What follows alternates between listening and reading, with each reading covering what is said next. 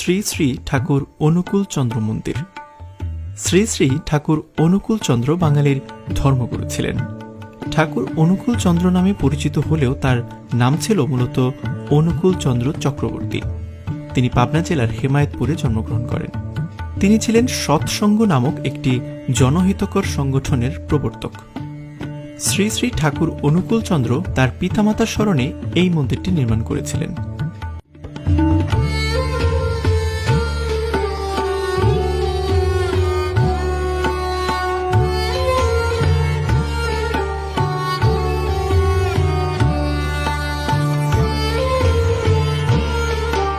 বৈচিত্র্যময় স্থাপত্যশৈলী না হলেও সাদামাটা বর্গাকৃতি ভবনটির শীর্ষদেশ চারটি ত্রিভুজাকৃতির ক্রমহ্রাসমান ছাদে আচ্ছাদিত। পাশেই ঠাকুর অনুকূল চন্দ্রের পূজার ঘরটি অবস্থিত। এই পূজার ঘরটির গম্বুজ বিশিষ্ট বাঁকানো কার্নিশ এবং গম্বুজের চার কোণের চারটি দৃষ্টিনন্দন শিখর ঘরটিতে একটি বৈচিত্র্যময় বৈশিষ্ট্যের অবতারণা করেছে। এ মন্দিরের ভেতরের কারুকাজ যে কোনো মানুষের দৃষ্টি আকর্ষণ করবে। মন্দিরের ভেতরে শ্রী শ্রী অনুকূল চন্দ্রের পূজা অর্চনা করা হয়। তার পাশেই ঠাকুরের মাতার স্মৃতিফলক রয়েছে। এছাড়াও মন্দিরটিতে রয়েছে বেশ কিছু বাদ্যযন্ত্র।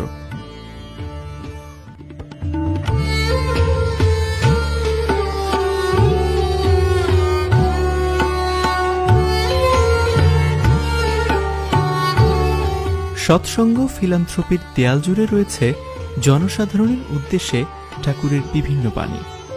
এছাড়াও সৎসঙ্গ মন্দিরে একটি বিশাল আকৃতির লাইব্রেরি রয়েছে। প্রায় সকল ধর্মের গুরুত্বপূর্ণ বই পুস্তক সংগৃহীত রয়েছে এই লাইব্রেরিতে।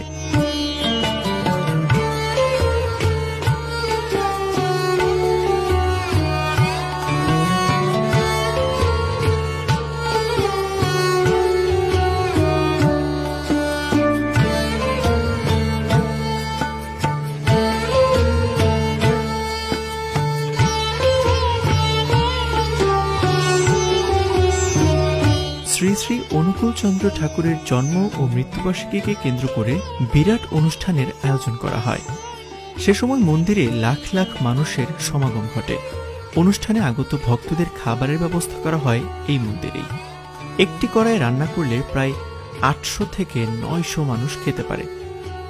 খাবারের জন্য প্রয়োজনীয় চাল, শাকসবজি এখানেই চাষ করা হয়। মন্দিরের জমিতে দামি ও উৎকৃষ্ট মানের বাসমতি চাল উৎপন্ন করা হয়।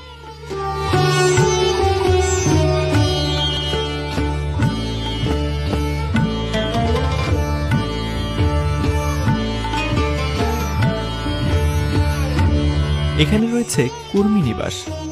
পুরুষোত্তম জননী মনমোহিনী দেবীর আনন্দবাজার এটি। এখানে আশ্রয় কর্মীদের প্রাত্যহিক কর্মসূচির তালিকা দেয়া আছে। কর্মীদের খাবারের ব্যবস্থা এখানেই করা হয়ে থাকে।